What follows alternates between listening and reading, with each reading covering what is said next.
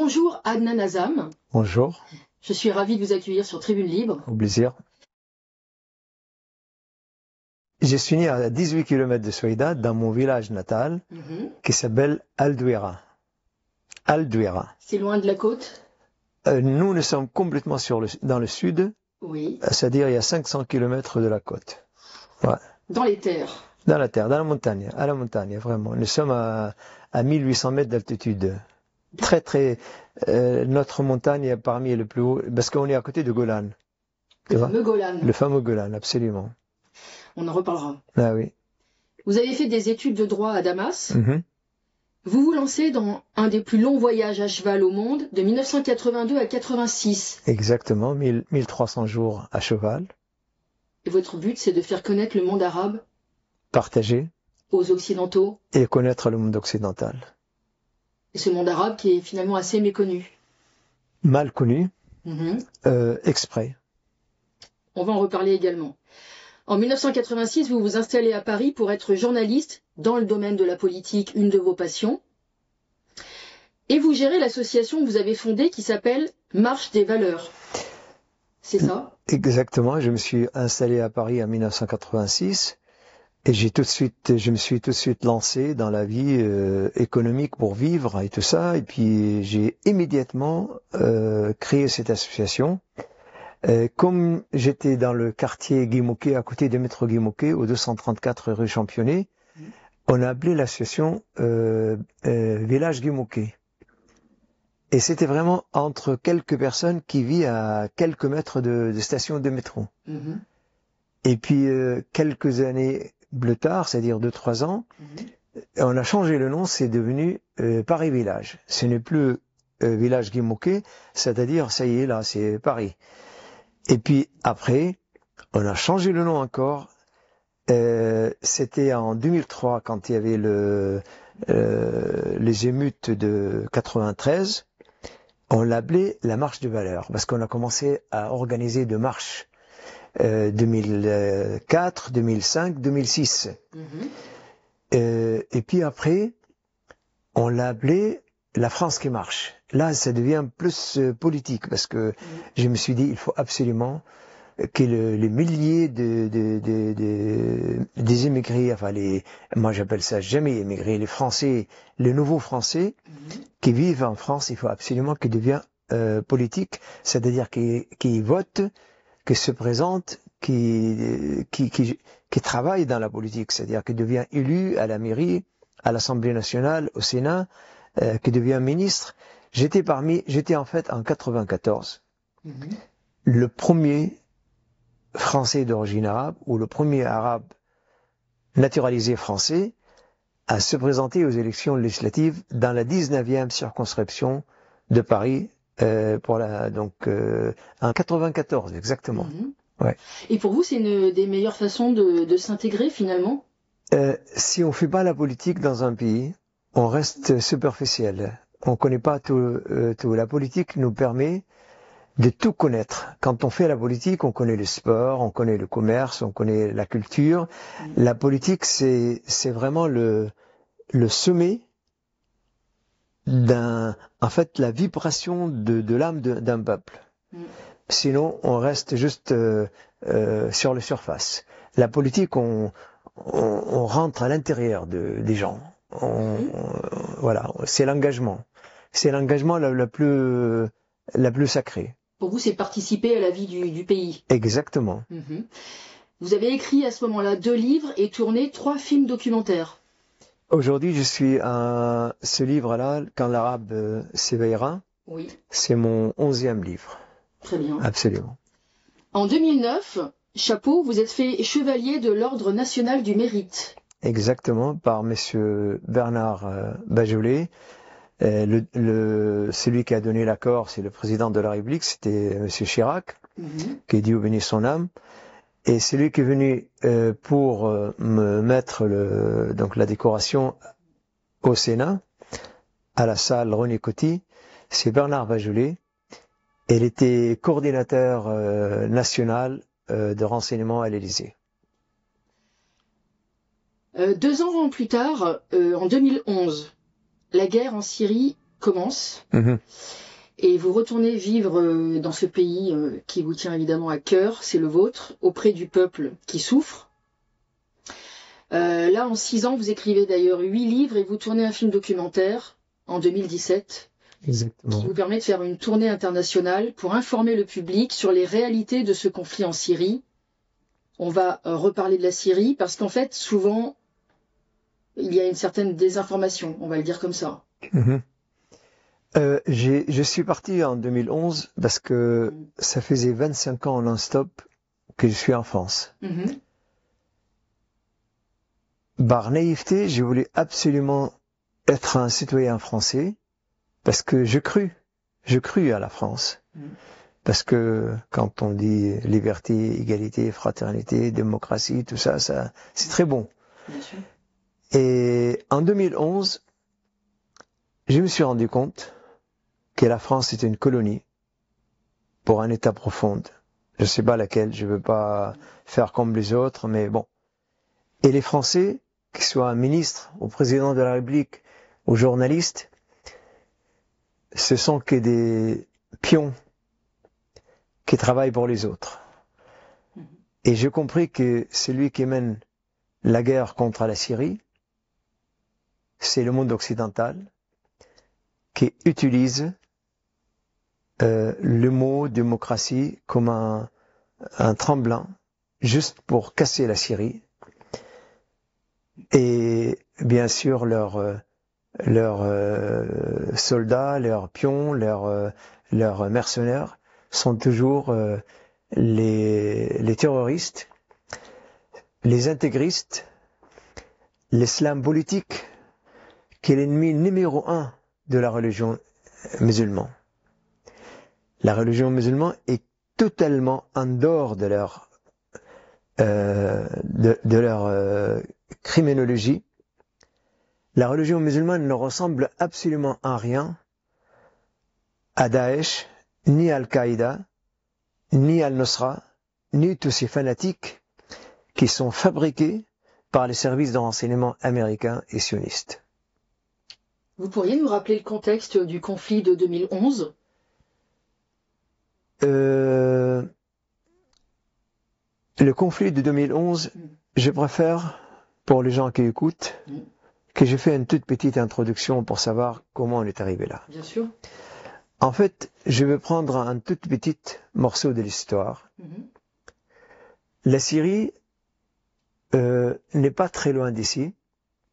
Si maintenant tu quittes cet appartement et tu vas vers le sud, vers Marseille, quand tu arrives à Marseille, tu prends un bateau et tu vas vers l'est. Tu tombes directement dans la ville de Latakia, en Syrie.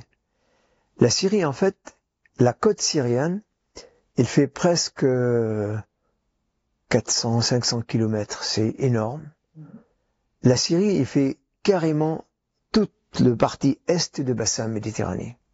Parce qu'avant, il n'y avait pas Palestine, Liban, Syrie. C'était tous un seul pays. Donc, géographiquement parlant, la Syrie n'est pas très loin d'ici. La Syrie, c'est un pays millénaire. Les habitants de la Syrie font partie de toutes ces populations qui ont vécu depuis la première trace qu'on a de preuves, depuis les Sumériens, en Irak, c'est-à-dire 7000 ans avant Jésus-Christ. Et moi, je vais commencer par 2500, tout simplement. 2500, les Perses envahissent la Syrie, l'Empire perse. C'est-à-dire nos voisins, parce que juste l'Iran, absolument. Quand tu quittes la Syrie, au bout de 700 kilomètres, tu arrives en Iran. Donc c'est vraiment juste à côté. Donc ils ont envahi la Syrie. Et ils sont restés 200 ans. Tout est devenu en langue perse. L'administration, les gens, etc. L'armée, tout est... Donc c'est une véritable occupation. Donc 1500, 200 ans, on est en 2300. 2300, c'est Alexandre, le Grand, qui vient avec son armée grecque, et il chasse les Iraniens, les Perses, ils s'installent à leur place. Alexandre, il a apporté énormément de choses. Aujourd'hui, si tu vas en Syrie, tu vas trouver des milliers de maisons grecques, des théâtres, des monuments historiques magnifiques, sublimes, carrément, avec des fresques. Dans ma région natale, à Souaïda, à Shahba, tu as l'impression que tu es à Athènes. Et puis, l'armée d'Alexandre et les Grecs, ils sont restés jusqu'à 50 avant Jésus-Christ. En 50, c'est les Romains qui arrivent. Ils chassent les Grecs, ils s'installent à leur place. Et ils restent jusqu'à 600 après Jésus-Christ. J'essaye de dire les choses d'une manière approximative, si jamais il y a un historien qui veut dire « Oh non, M. Hazam, il a dit des bêtises ». Donc, dans les grands axes. Voilà, je donne les grands axes. Je connais par cœur tout, mais les gens qui écoutent, ils sont pas forcément des historiens, donc il faut rester un petit peu dans la généralité. Oui. Et donc, 600 après Jésus-Christ, c'est l'islam qui arrive de la Mecque, de la Médine, et puis le premier État arabe, l'État des Umayyads, s'installe. Donc, les Romains ils sont chassés, l'État des Umayyads s'installe, il commence à grandir, et il arrive jusqu'à l'Espagne, jusqu'à l'Andalousie, il traverse les frontières de l'Espagne, et puis ils arrivent jusqu'au Poitiers, ils s'installent à Poitiers, et le premier cavalier de reconnaissance de l'armée arabe arrive jusqu'à Tours, jusqu'à côté de Paris. Et ça, c'est tous les documents historiques le prouvent. Et ça dure jusqu'à 1412 ou 92, je pense, 1400. C'est la fin de la règne arabe. Mais avant 1412, pendant que l'État arabe était encore en Andalousie, il y avait l'invasion des croisés. Il y avait des problèmes économiques en Europe. On a inventé l'histoire de la religion. On a dit aux Européens, il faut aller libérer l'église de Nativité des mains de musulmans. Donc, le croisé, c'est en 1095. Ils sont partis là-bas, ils sont restés 250 ans. Ils ont fait le pire de massacre de l'histoire. Quand ils sont arrivés à la frontière de la Syrie, à Antioche, la capitale de chrétienté en Orient, ils mettaient les enfants sur le proche pour le cuisiner, pour le cuire et le dévorer. 250 ans, ils sont restés en Orient. Donc tu vois, la Syrie, ils changent des envahisseurs successifs. Après, les croisés ils sont partis, et il y a l'Empire ottoman qui arrive. L'Empire ottoman, il arrive en 1517. Il reste jusque 1918, la fin de la Première Guerre mondiale. L'Empire ottoman, il est chassé, et puis c'est les Anglais et les Français qui remplacent l'Empire ottoman dans le monde arabe. La Syrie était sous mandat français. On reste jusqu'à 1946. Donc, ce qu'on appelle l'indépendance. Mais ce n'est qu'une indépendance fantôme. Théorique. Parce que depuis 1946 jusqu'à aujourd'hui, tous les présidents qui sont venus au pouvoir, ils sont nommés soit par l'ambassade de Grande-Bretagne, soit par l'ambassade de Washington, d'Amérique, soit l'ambassade de France, soit l'ambassade de Russie. Il n'y a jamais eu un président qui était vraiment qui est arrivé au pouvoir par la volonté populaire des Syriens. Pas de président élu démocratiquement. Il n'y a jamais eu un président. Bon, et tous ces présidents, plus ou moins, ils étaient, je veux dire, nationalistes ou pas. Moi, je suis presque grandi avec le président Hafez al-Assad, qui a pris le pouvoir en 1970. 70, moi j'avais 12 ans. Un an avant l'arrivée au pouvoir du président Hafez al-Assad, en 1969, j'étais en dernière année de l'école élémentaire dans mon village, et j'ai senti le malaise, c'est-à-dire de ne pas avoir un pays progressé, parce que je suis né dans un village où on n'avait pas de l'électricité, on n'avait pas de l'eau, on n'avait pas de route. C'était absolument encore comme dans le Moyen-Âge. C'est-à-dire, on n'a pas entendu parler de la révolution industrielle qui s'est passée en Europe 300 ans avant. L'Empire ottoman a complètement mis le monde arabe en dehors de l'histoire. Et donc, en 1969, je me rappelle, j'étais en train de lire dans mon livre d'histoire, dans le manuel scolaire, sur un prince syrien dans les années 1700 qui s'appelle Fakhreddin. Et puis je lis dans ce livre, il était un prince, il a régné avec justice, il était éclairé, il a combattu l'Empire ottoman, il a rendu la Syrie riche en miel, en soie, en huile d'olive. Et moi, je prends le livre comme ça dans mes bras et je dis, je dois devenir président de la République pour rendre la Syrie riche en miel et en soie, en huile d'olive. Donc un an après, il y a le président Assad qui arrive. C'est vrai, je dois dire la vérité. Pour moi, le président Assad, il a apporté énormément de choses pour la Syrie. Tout de suite, on a vu l'eau qui arrive dans les maisons, dans les villages.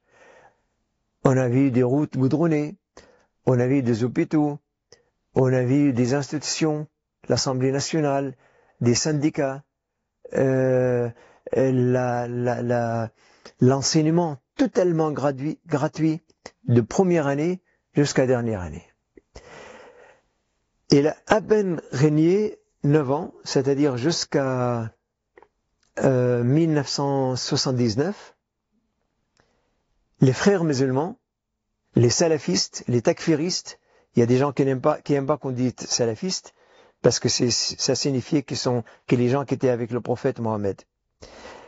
Mais je préfère dire les terroristes, les takfiristes, les extrémistes, ils ont commencé tout de suite à mener des guerres contre le président Hafez al-Assad, sous prétexte qu'il est alawite, et il n'est pas musulman sunnite. En fait, c'est lui qui a aidé le président Hafez al-Assad à prendre le pouvoir, c'est-à-dire l'Occident. Il lui a envoyé les extrémistes qui sont aussi créés par l'Occident pour que se bagarre, pour que la Syrie reste toujours dans le conflit. Le chaos. Dans le chaos. Et à qui profite la crime? Et bien entendu, la crime profite à la création d'Israël, qui a commencé en 1917, en 1948, en 1967, en 1973, en 2000 et jusqu'à maintenant. Ces dates que je viens de citer, ce sont les guerres successives entre Israël et le monde arabe. Voilà. Et donc depuis 1979 jusqu'à la fin de règne du président Hafez al-Assad, finalement, il a arrêté de développer la Syrie. Elle faisait que juste résister aux attaques des extrémistes des frères musulmans. Et c'est pour ça la Syrie restait plus ou moins, freinée. Elle était dans un état juste de survivre. Elle était fragilisée? Fragilisée, absolument. Hafez al-Assad est disparu. Il y a son fils qui a pris le pouvoir. Son fils qui était médecin, ophtalmologue, absolument. Le grand frère est absolument dans un accident de voiture. Exactement. Donc il ne devait pas régner au départ. Il ne devait pas régner au départ. Ce sont les ministres syriens, sunnites et pas alaouites, qui ont insisté pour que le fils devienne président, après la mort de son père. Il a régné, il a commencé à moderniser le pays. Là aussi, les soi-disant opposants, ils ont commencé à le déstabiliser. Et bien entendu, lui-même, il n'était pas très futé pour vraiment pour résister. Donc la Syrie, à nouveau, commence à être fragilisée. Mais si je prends une date, en 2011, et si je veux être extrêmement juste, en 2011, la Syrie n'avait pas un centime de dette. Le peuple syrien vivait confortablement. Ils ont commencé à avoir des maisons, une voiture, passer de vacances, et ça, on n'a jamais vu ça dans ma génération en Syrie. Un des objectifs d'Israël, enfin du monde occidental, c'est de ne jamais laisser un pays autour d'Israël dans une prospérité. Ils ont fait la même chose avec l'Irak, ils ont détruit l'Irak, ils ont détruit la Syrie, l'Égypte, l'Algérie. Donc ce sont les grands pays arabes qui peuvent être menaçants pour le monde occidental et leur enfant qui est Israël. Exception le Maroc, mais qui est plus éloigné, qui est sauvé par le fait qu'il est géographiquement un peu plus loin. Le Maroc, pour plusieurs raisons. Le Maroc, il est totalement inféodé au sionisme. Donc, il ne pose absolument aucun danger pour Israël. C'est pas uniquement l'aspect géographique, mais c'est la relation particulière entre le roi de Maroc, la famille royale de Maroc, et l'État d'Israël et l'Occident d'une manière générale. Donc voilà, on arrive en 2011. En 2011, moi j'étais à Paris et j'ai appris que la guerre s'est éclatée. J'ai décidé immédiatement de rentrer en Syrie. Je me suis dit, si je suis en phase avec mes convictions, je suis un patriote, j'adore ma culture, j'adore mon peuple, j'adore la Syrie, c'est là-bas que je dois être. Et j'étais absolument sûr qu'il n'y a rien à gratter, non, on dit comme ça? Oui, rien à gratter. De la France. Oui. Parce que le leader de la France, que ce soit à l'Assemblée nationale, que ce soit les ministres, que ce soit le Sénat, ils sont absolument pas libres, ni de leurs paroles, ni de leurs actes. Et donc, je suis rentré en Syrie et j'ai vécu de 2011 jusqu'à 2024. Pendant 14 ans, j'étais jour-nuit en mouvement là-bas avec les Syriens. J'ai vu l'horreur de la guerre.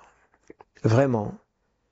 J'ai vu qu'est-ce que c'est vivre dans un pays détruite pour de vrai, par des bombes, par des canons, par des tirs de missiles, un pays sous embargo total, où il n'y a plus rien sur le marché. On vivait avec des fois une demi-heure par jour d'électricité. Les enfants, ils avaient tous de mal aux yeux et ils faisaient leurs devoirs avec le lampe de bougie. 14 ans, j'ai écrit, comme tu l'as signalé tout à l'heure, 8 livres, entre écrire et traduire. En fait, j'ai traduit tous les livres écrits par des Français sur cette guerre. Et je me rappelle, la première livre, c'était la tragédie syrienne d'un jeune qui s'appelait Frédéric Pichon. Et donc, ce livre, elle était absolument, pratiquement lu par la plupart des Syriens. Parce que elle décrit exactement comment le monde occidental, il s'est engéré dans les affaires de la Syrie. On a inventé cette 5e génération de guerre, on l'a appelé le printemps arabe. C'est inutile que je parle de ça maintenant, parce que tout le monde le connaît, ça y est, ça devient maintenant une information banale. Admise. Absolument. Donc, ce printemps arabe, moi je le qualifie tout de suite dans un livre, l'enfer arabe. C'était une supercherie? Absolument. Donc, c'est l'enfer arabe. Et en fait, ils ont utilisé ce qu'on appelle la guerre douce. Ils ont utilisé l'arme la plus destructeur, c'est le conflit confessionnel. Comme ça a été en Europe pendant la guerre des catholiques et des protestants, ils ont été voir des musulmans sunnites très influents. On leur a donné énormément d'argent. On leur a promis le pouvoir. On leur a dit, ça se fait pas que vous êtes la majorité en Syrie et vous êtes gouverné par un président alawite. Moi-même, je me rappelle quand j'ai décidé de partir en Syrie, j'ai rencontré un Français qui s'appelle Gérard Degeorges. J'espère qu'elle écoutera cette interview. Parce que j'ai envie qu'elle pleure pour les bêtises qu'il a fait, pour la bêtise qu'il m'a dit. Gérard Degeorges, à l'époque du président Bachar al-Assad, il passait son temps en Syrie. Quand elle arrivait en Syrie, tout de suite, elle était accueillie à l'aéroport comme un VIP. On mettait un avion, un hélicoptère à sa disposition pour qu'il sillonne la Syrie pour faire des livres. Parce qu'il était soi-disant un archéologue. Elle a écrit, je ne sais pas, 4 ou 5 livres de luxe financés par l'État syrien. Vraiment. Et quand elle m'a vu, je lui dis que je pars en Syrie parce que je ne suis pas d'accord avec le printemps arabe, il m'a dit, Adnan, les Alaouites, ils gouvernent en Syrie depuis 50 ans. Nous avons décidé maintenant de rendre le pouvoir aux sunnites. Alors, pourquoi tu te mêles? Gérard Degeorges, français de 14e arrondissement, Bobo, pourquoi tu te mêles, toi, des affaires syriennes? Tu vois? Donc, et ce qu'il a dit, Gérard Degeorges, ça traduit véritablement la pensée de l'État profond en France. Et tous les comparses, ministres, députés, sénateurs, répétaient exactement la même chose. C'est soit de l'ignorance, soit de la corruption. Les deux à la fois. Absolument. Et donc, qu'est-ce qu'ils ont fait, ces hommes d'influence sunnite? Ils ont donné de l'ordre à leurs disciples. 3 millions de Syriens sunnites. Ils étaient tous membres de partis basses en Syrie. Ils étaient tous dans l'armée syrienne. Ils étaient tous dans l'administration syrienne. Ils répétaient jour et nuit, Allah et Bachar al-Assad, c'est égal. Vive Bachar al-Assad. Ils répétaient jour et nuit. Dans ce temps-là, moi j'étais opposant à Bachar al-Assad ici à Paris. Donc c'est eux qui profitaient pleinement du pouvoir de Bachar al-Assad. Mais comme ils ont reçu de l'ordre de leurs grands frères sunnites qui ont énormément d'influence, mais surtout énormément d'argent, les États-Unis, ils ont donné des milliards et des milliards par le financier qui est le Qatar. Le Qatar qui finance tous les clubs sportifs à Paris. Le Hamas aussi. Et le Hamas, à la limite, c'est justifiable. Je ne veux pas perdre le Nord. Non. Donc, mais Qatar a financé toute la guerre en Syrie. Il n'y a pas longtemps, le prince, l'émir de Qatar, l'ancien là, il était interviewé, il a dit, nous avons dépensé 80 milliards de dollars pour faire descendre Bachar al-Assad. Voilà. Donc pendant 14 ans, et eux, ils voulaient pas tuer Bachar al-Assad. Ils voulaient juste le garder comme un bobby au pouvoir, mais ils voulaient détruire la Syrie. C'est la même chose avec Saddam Hussein, c'est la même chose avec Kadhafi. Eux, c'est pas un homme qui les intéresse. Ce qui les intéresse, c'est que le pays devient un État faible, un État chaos, catastrophe, Nakba. Et c'est comme l'idée de faire durer une guerre sans fin. Exactement. Le but n'est pas de gagner la guerre, mais d'en faire une machine à cash. Exactement. Et on a tous vu, le 8 décembre 2024, quand ils ont décidé d'en finir avec Bachar al-Assad, ça a duré 3-4 heures. Toute une question de volonté politique. Voilà, absolument. Et ça va très vite. Absolument. Quand on entendait l'expression Bachar, le boucher de Damas, vous êtes d'accord avec cette expression? Le boucher de Damas, c'est George Bush, c'est Donald Trump, c'est Laurent Fabius, c'est François Hollande, Obama, c'est Netanyahou, c'est tout le boucher de Damas. Bachar al-Assad, ce n'est qu'un instrument. Absolument. Donc, non. Voilà, si tu veux, une idée très vite, très rapide de la Syrie. Comment la Syrie a vécu depuis 2500 ans avant Jésus-Christ jusqu'à aujourd'hui. On peut dire aux auditeurs de relire ou de lire Le Prince de Machiavel, où il y a toutes ces méthodes de diviser pour mieux régner. Absolument, mais je conseille à tout le monde bien sûr de lire mon livre, Quand l'arabe. Absolument, absolument. On peut le trouver sur Amazon, et donc il y a énormément d'informations. J'ai mis beaucoup de temps pour l'écrire, donc je suis sûr qu'ils peuvent apprendre. Celui qui a envie de connaître le monde oriental, il apprendra énormément de choses quand on lit ce livre, Quand l'arabe s'éveillera, ou l'autre livre que j'ai écrit il n'y a pas très longtemps, qui murmurait à l'oreille de Poutine. Exactement. 300 jours à cheval, à travers la Syrie, la Jordanie, l'Irak, l'Iran, l'Azerbaïdjan et la Fédération de Russie. Exactement. Donc si vous voulez, toutes ces informations que j'ai citées comme ça rapidement en quelques minutes sont le tissu de l'histoire de la Syrie. Avant d'en arriver à Al-Joulani, je le prononce à la française. Exactement, c'est Al-Joulani, non, c'est comme ça. Hein. Absolument. D'accord. Est-ce que vous pourriez rappeler aux auditeurs quand même, parce que évidemment le monde arabe est assez méconnu ou dans les médias occidentaux finalement peut-être pas très bien représenté. On peut le dire comme ça. Bien sûr. Rappelez à quel point, un peu comme en Iran, finalement, vous avez des esprits, des cerveaux brillants en Syrie. L'éducation, etc. Il y a des compétences et des cerveaux. Les Syriens, on n'a même pas besoin de les justifier ni de le prouver. C'est si on va dans n'importe quel hôpital à Paris, il y a des dizaines de médecins syriens. C'est absolument, ils sont partout. Des grands médecins dans toute la France. Au fond des villages, en France, en Allemagne, en Espagne, en Italie. Les Syriens, les Phéniciens, c'est eux qui ont inventé la musique. Ils ont inventé le savon. Pendant que les Européens, ils étaient encore dans les forêts.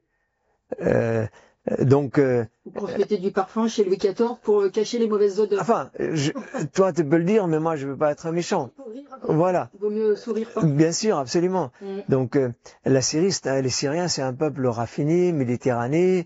Les Syriens sont, en fait, aujourd'hui, quand on regarde dans le visage d'un Syrien, il y a un petit peu de Perse, il y a un peu de Grec, il y a un peu de Romain, il y a un peu de Français.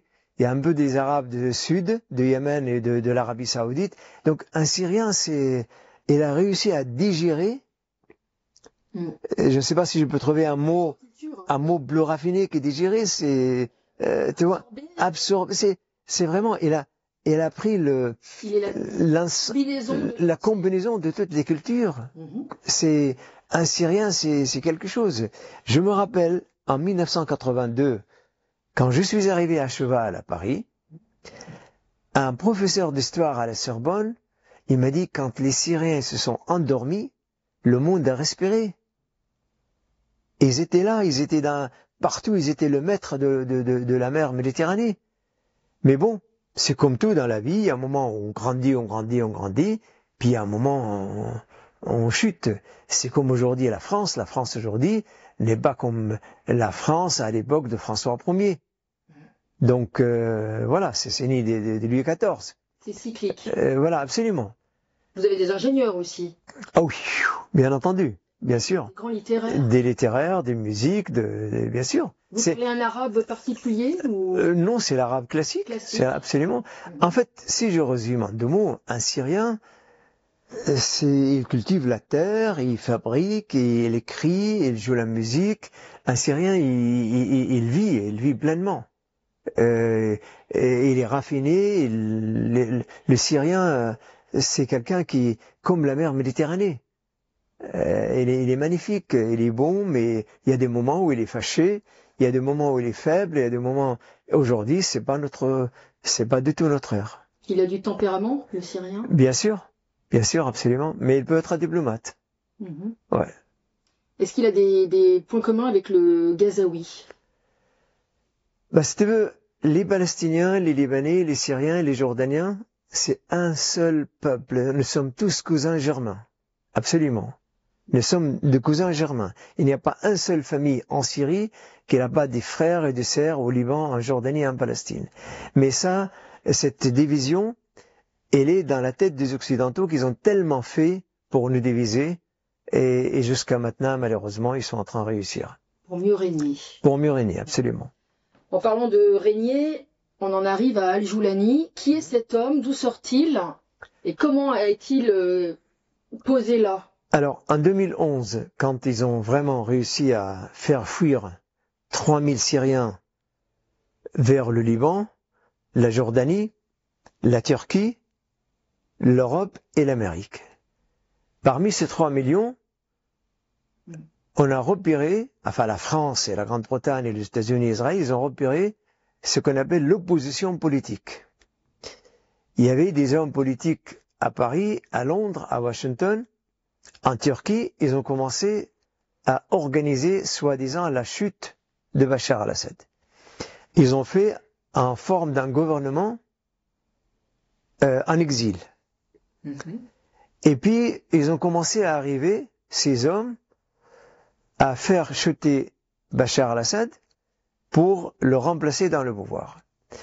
Ils ne savaient pas qu'ils étaient complètement manipulés par l'Occident, que l'Occident, il voulait absolument pas leur donner le pouvoir, il ne fait que les miroiter comme des girouettes, juste pour qu'ils puissent rendre la Syrie totalement par terre. La Turquie a volé toutes les usines de l'industrie qui se trouvent dans le nord de la Syrie, à Alep. Tous les industriels de Damas, ils sont partis en Égypte. Ils ont vidé la Syrie de tous ses médecins. 1,5 million de Syriens sont partis en Allemagne. Absolument. Aujourd'hui, vous allez en Allemagne, il y a des villes pratiquement majoritairement syriennes. Et la Russie dans tout ça? Et la Russie, elle était là pour profiter, juste pour profiter, et puis regarder, ne s'intéresser qu'uniquement quand ça leur rend service. Ils avaient des liens avec Bachar? Et ils avaient des liens avec Bachar, mais pas avec le peuple syrien, malheureusement. Quand les gens ils vont m'entendre dire ça, ils vont me fusiller. Mais moi, je dis la vérité. Et donc l'opposition syrienne, pour que je termine, elle était partout en Europe, et aux États-Unis, et au Qatar, en Arabie Saoudite, et en Turquie. Et puis, ils pensaient toujours qu'ils allaient rentrer en Syrie pour prendre le pouvoir. Parmi ces opposants, il y avait une fraction qu'on appelle Al-Nusra, le Front d'Al-Nusra. Mais elle était totalement minoritaire, c'est-à-dire non représentatif. C'était le bras armé de l'opposition syrienne. Et puis, à la surprise générale du monde entier, le 8 décembre, quand on a mis Bachar al-Assad dans un avion, on l'a envoyé à Moscou, qui on amène à Damas pour prendre le pouvoir? C'est pas l'opposition, c'est pas le gouvernement en exil, c'est cet homme qui était barbu, avec un turban sur la tête, qui a commis des attentats même à Paris, qui a commis des attentats à Bagdad, et c'est lui qu'on a décoré, taillé sa barbe, lui acheté un costume, une cravate, et l'amené au palais présidentiel à Damas. Donc voilà l'histoire de Joulani. Le Joulani, depuis qu'il était en prison à Bagdad, ce sont les Américains, les services de renseignement américains qui l'ont coopté, qui l'ont enseigné, qui l'ont vraiment coaché. C'est le mot exact qu'on doit vraiment coacher, comment il devient un jour le président de la Syrie. Et ils ont fait ça dans un silence radio. Personne au monde n'était au courant, en dehors des Américains et peut-être Netanyahou. Et après, plus tard, les Turcs, parce que c'est eux qui ont exécuté cette pièce de théâtre. Voilà. Donc Al-Joulani, c'est d'après l'identité officielle, c'est un Syrien de Damas, mais originaire du sud de la Syrie, de la région de Knetra à la frontière avec la Palestine, enfin Israël. Le physique de Al-Joulani ressemble comme une goutte d'eau à Tudor Herzl. Quand on regarde les deux hommes, ils se ressemblent absolument à 100%. Beaucoup des gens ils m'ont appelé pour me dire est-ce que vraiment Al-Joulani est un Syrien ou il est juif implanté en Syrie. Moi, je n'allais pas jusque-là parce que, en fait, comme j'ai dit tout à l'heure, les Syriens, ils étaient juifs, après ils sont devenus chrétiens, après ils sont devenus musulmans. Je veux dire, les Syriens sont des Arabes qui ont vu naître parmi eux les trois religions. On ne parle pas des Juifs de l'Europe de l'Est qui sont devenus Juifs beaucoup plus tard. On parle des Juifs arabes que je connais énormément. Il y a tout un quartier à Damas et à Alep des Juifs qui vivaient, qui parlaient arabe comme tout le monde. Moi, j'avais des copains juifs à la faculté de droit à Damas. Je les ai jamais entendus parler l'hébreu. Ils parlaient l'arabe avec nous. Vous êtes des sémites? Oui, absolument. Donc Al-Joulani, peut-être, il a le lien de sang avec Tudor Herzl, donc c'est pas pour moi. Ça ne me surprend absolument pas. Ce qui me surprend, c'est l'Occident qui a choisi le fraction la plus meurtrie, la plus criminelle, pour le mettre, pour le donner ce rôle, c'est-à-dire ceux qu'ils n'ont pas réussi à tuer par l'embargo pendant 14 ans, ils ont voulu le tuer physiquement par le Joulani. Et la preuve, et c'est ça peut-être la chose la plus importante que je vais dire dans cette partie, quand le Joulani a pris le pouvoir le 8 décembre 2024, il a fait une annonce en disant « j'arrive avec la paix, etc. » Il a demandé aux Syriens de rendre leurs armes.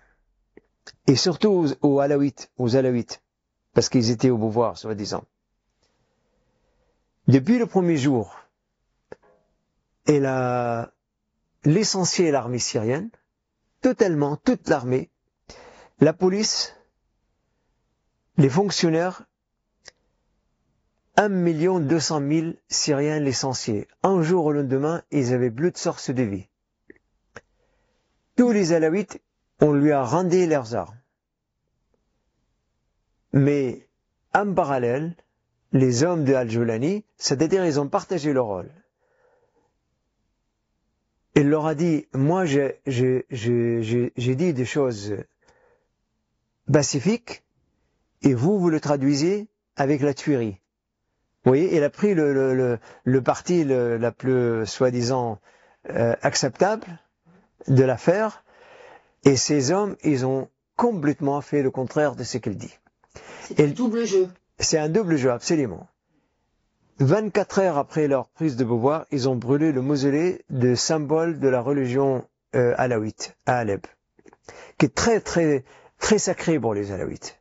Ils l'ont carrément brûlé. Donc c'est une succession de provocations. Absolument.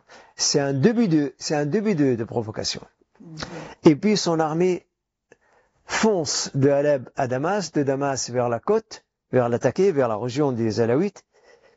Et là-bas, il a commis le massacre la plus affreuse, la plus atroce, la plus minable. les soldats de Joulani, ils mettaient leurs chaussures sur le cou des Alaouites et leur demandent de faire l'appouement de chien. Et ça, l'humiliation. Ça, c'est des milliers de personnes, des millions et des millions l'ont vu à la télévision, sur l'écran, sur YouTube, sur Facebook, tout ça. Après, elle a pris des femmes. Jusqu'aujourd'hui, à la seconde où je te parle, il y a à peu près 50 femmes qui sont encore kidnappées, qui sont utilisées pour le djihad sexuel. C'est un truc minable. J'ai pas entendu une seule femme en France, malheureusement, parler de ça. Les soi-disant, les défenseurs de droits de femmes. Quand ça les arrange, c'est tout. Et puis, quand il a fini avec les Alaouites, il est venu pour faire des tueries à Damas même. Il y a 2 quartiers druzes, Jaramana et Sahnaya. Il a fait des massacres dans les 2 villages, dans les 2 quartiers de Damas. Puis après, il a commencé à détruire des églises. Le monde entier a vu une église à côté de Damas, c'est-à-dire à la frontière de Damas, Mar Elias, comment 2 kamikazes, 2 terroristes, ils sont rentrés à l'intérieur de l'église et ils ont fait exploser une ceinture explosive. Donc,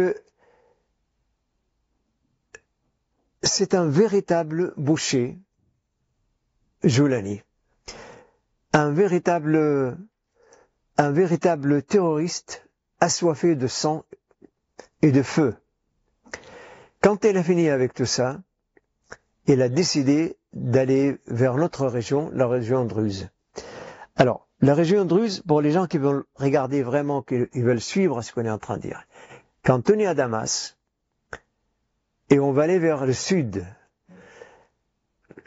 à partir de Damas, on fait 40 km en voiture vers le sud, on arrive dans la région administrative de Soïda. Soïda, de nord au sud, il fait à peine 100 km.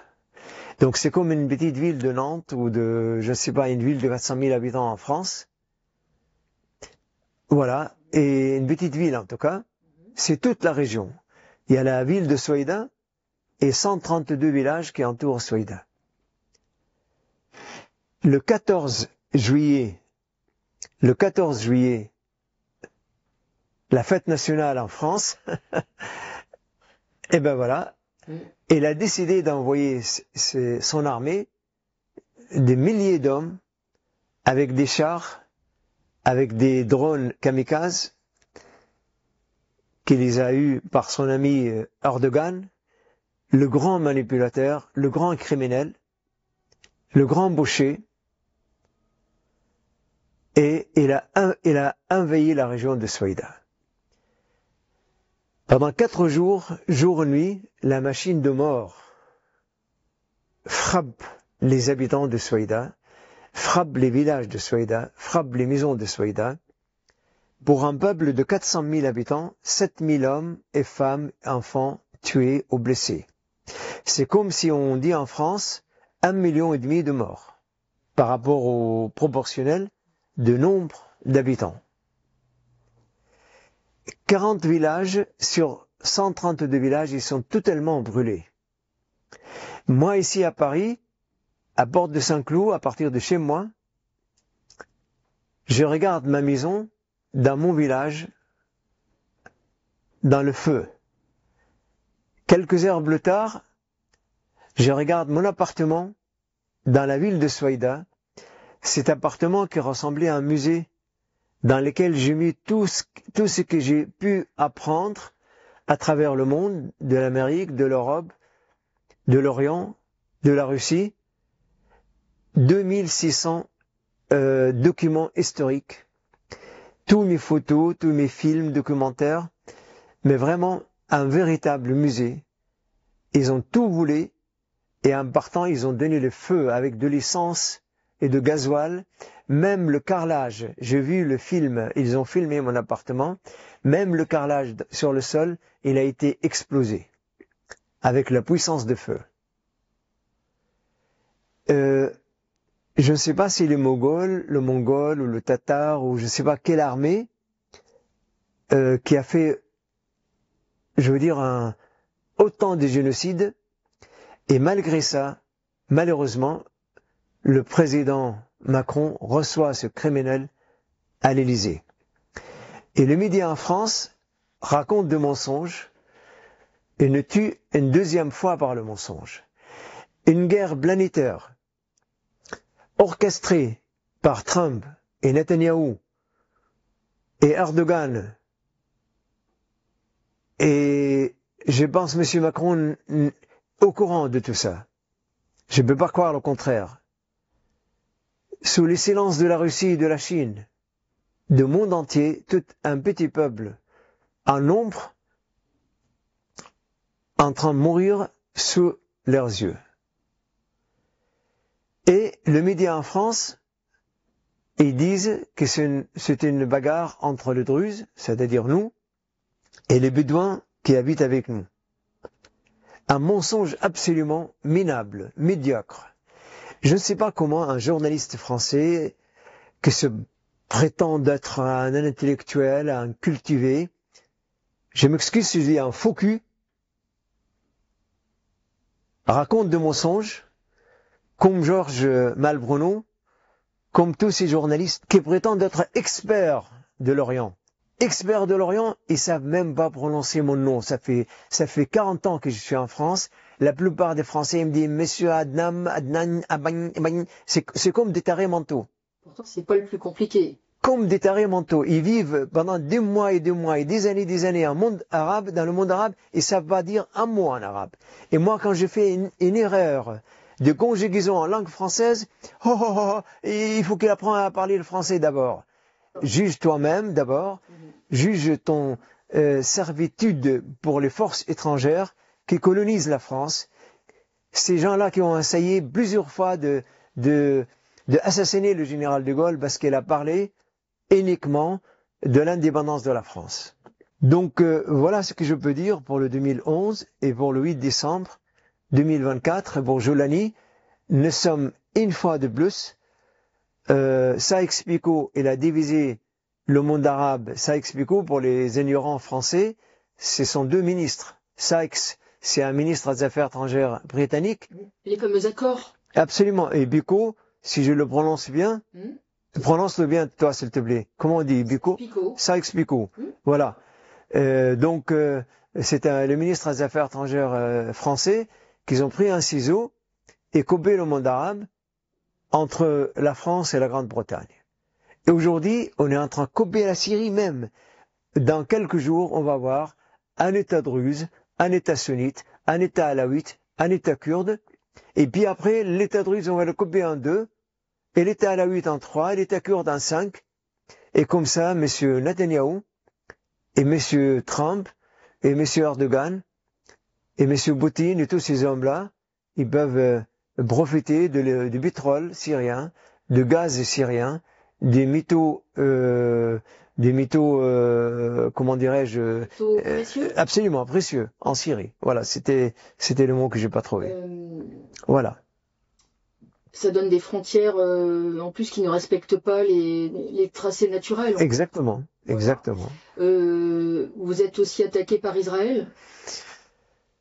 Mais Israël, c'est normal, il profite. Israël, il est là pour profiter des faiblesses, du monde arabe.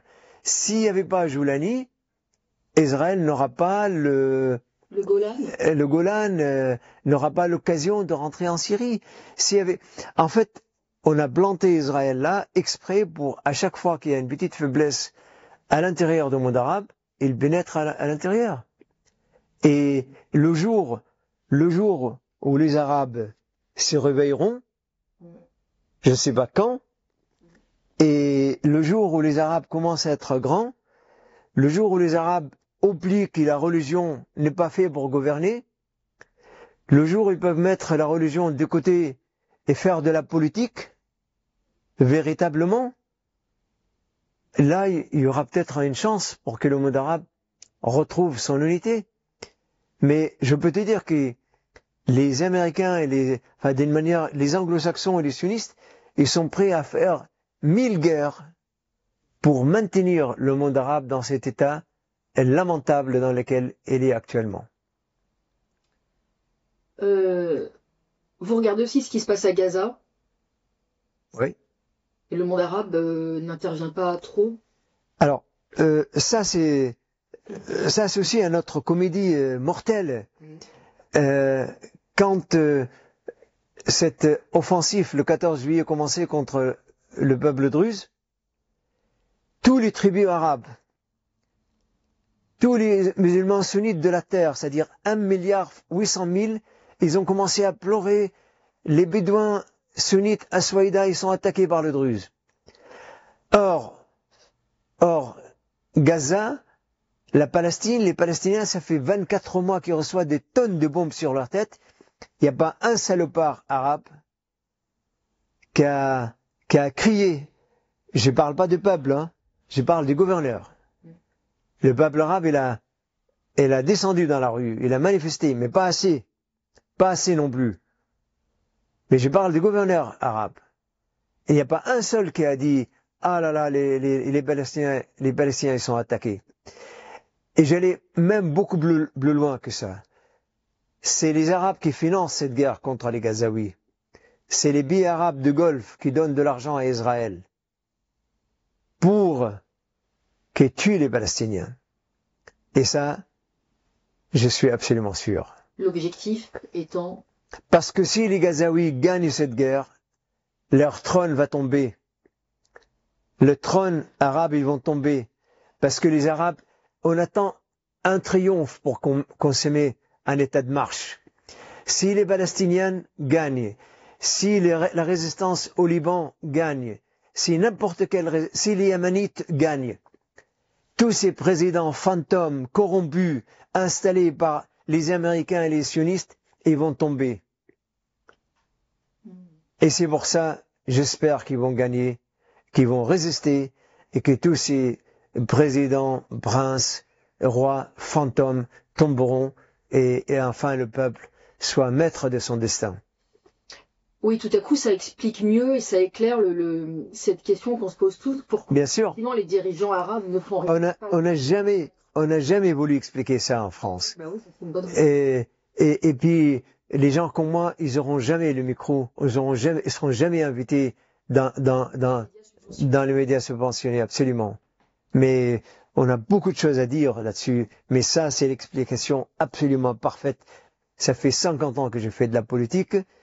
Et ça fait 50 ans que je suis ça 24 heures sur 24. Donc je connais par cœur de quoi je suis en train de parler et où on va aller avec cette politique de chaos que le monde anglo-saxon mène contre le monde arabe, contre le peuple arabe. En plus, ce que vous dites n'est pas si ahurissant, puisque ça, c'est un classique. Ça a été la même chose dans des pays d'Afrique. Bien sûr. Où on a maintenu des pays d'Afrique. Bien entendu. Absolument. Des hommes corrompus. Bien sûr. C'est facile, absolument. Donc ça n'a rien de nouveau, en fait. Non, mais il faut juste le répéter. Il faut le répéter. C'est-à-dire, il faut pas, si on le dit aujourd'hui, il faut pas que demain on dit non, on l'a dit. Non, il faut le répéter tous les jours pour que ça rentre complètement dans la tête des gens. Mm-hmm. J'avais une question aussi, je voulais revenir sur le rôle de la Russie, qui est un géant du monde, multipolaire. J'ai toujours entendu dire que la Russie, elle avait beaucoup d'intérêt dans la ville portuaire de Tartous, qui est pour elle un port clé. Qu'est-ce qu'on peut en dire aujourd'hui? J'étais parmi la plus proche de la Russie, et surtout j'ai fait un voyage à cheval de Damas à Moscou pour remercier la Russie d'être venue nous aider en 2015 contre les terroristes. Vous avez rencontré Piotr Tolstoï, je crois. J'ai rencontré beaucoup de monde là-bas et j'ai failli rencontrer Poutine, mais il y avait des combines qui a joué contre moi pour m'empêcher de rencontrer Poutine. Donc la position de la Russie, elle était absolument géniale en 2015 quand ils sont venus pour combattre les terroristes et le monde occidental en Syrie. Mais finalement, la Russie a fait un travail juste ce qu'on appelle, je ne sais pas comment je vais les qualifier pour dire exactement la vérité, service commandé, service, c'était juste, c'est comme si on passe une commande, on ne dépasse pas la commande. C'est-à-dire la Russie, elle avait le cul, pardonne-moi, entre Israël, qui veut pas mettre à dos, et l'Iran. Elle a besoin de l'Iran. Et elle peut rien faire contre Netanyahou. Parce que Poutine et Netanyahou sont des copains. Et donc, c'est très difficile. Quand on a le cul entre deux chaises, eh ben, c'est très difficile de gérer. La Russie, ils avaient le main sur toute l'administration syrienne. Ils pouvaient absolument tout dire. Aujourd'hui, ils disent que l'armée syrienne n'a pas fait la guerre, nous on n'est pas là pour faire la guerre à la place de l'armée syrienne. Pourquoi ils l'ont pas dit publiquement avant la chute de Bachar? Pourquoi ils n'ont pas fait un communiqué en disant que l'armée syrienne, elle est nulle et elle est complètement corrompue? Pourquoi ils recevaient Bachar al-Assad et sa femme tout le temps, comme si c'était des amis le plus proches? Nous, le peuple, on pensait qu'ils étaient absolument amis. Mais quand l'intérêt de la Russie a voulu que ce soit neutre, eh ben, Poutine, il a décidé de livrer Bachar al-Assad. Donc, aujourd'hui, leur base, il est toujours là, parce que Bachar al-Assad leur a donné énormément de terres, de bords maritimes et tout ça. Donc, aujourd'hui, ils sont toujours là. Mais ils essayent un petit peu de tisser des relations avec le nouveau pouvoir pour qu'elles restent là. Comment ça va être le jeu d'échecs dans les jours à venir? Moi, je suis persuadé qu'un jour ou l'autre, ils vont demander à la Russie de partir parce que Donald Trump, qui a voulu mettre à Poutine dans la poche en disant nous sommes copains, je vais trouver une solution à la guerre en Ukraine. On voit aujourd'hui, ça fait 7 mois qu'il est au pouvoir, qu'il n'y avait pas ni de solution, ni la paix en Ukraine. Donc je pense que M. Poutine a cru aux promesses de Trump, mais Trump c'est un menteur né, un comédien, et donc il n'a pas de parole. Je voulais vous demander, ça veut dire quoi, Druze? On aimerait bien savoir l'histoire de ce peuple et ce que ça signifie. Alors, le Druze, ce sont des Arabes, purs et durs, de Yémen, de toute cette région-là du monde. Quand l'islam est arrivé, ils ont rejoint l'islam comme tout le monde. Ils étaient probablement chrétiens d'abord, ou juifs, ou comme tous ces peuples de monde. Et puis après, ils sont venus avec les armées arabes de péninsule Arabie vers la Syrie et le Liban. Et puis après, ils ont créé l'État fatimide en Égypte. Et c'est là, ça fait 1000 ans exactement, l'islam il est arrivé il y a 1400 ans. Donc l'État fatimide, c'était 400 ans après l'arrivée de l'islam, au Caire, en Égypte. Cet État, il a commencé à prendre un petit peu de distance avec l'islam classique. Il est devenu un peu mystique. Il était très influencé par la philosophie grecque, par la philosophie indienne, par la réincarnation, la métempsychose, etc., etc. Donc, et l'État fatimide, c'est l'État absolument de science, de la philosophie. C'était quelque chose d'extraordinaire. C'est comme quand on dit catholique classique et une branche de chrétienté qui est très philosophique. Et il y en a. Donc, le Druze, ils sont venus de l'État fatimide. Le mot Druze, ça n'a rien à voir avec la croyance. C'est un homme, en fait, qui était à la tête de cette conviction et qui a donné son nom au Druze. C'est absolument rien à voir. Sinon, le vrai nom de Druze, c'est l'unificateur de Dieu.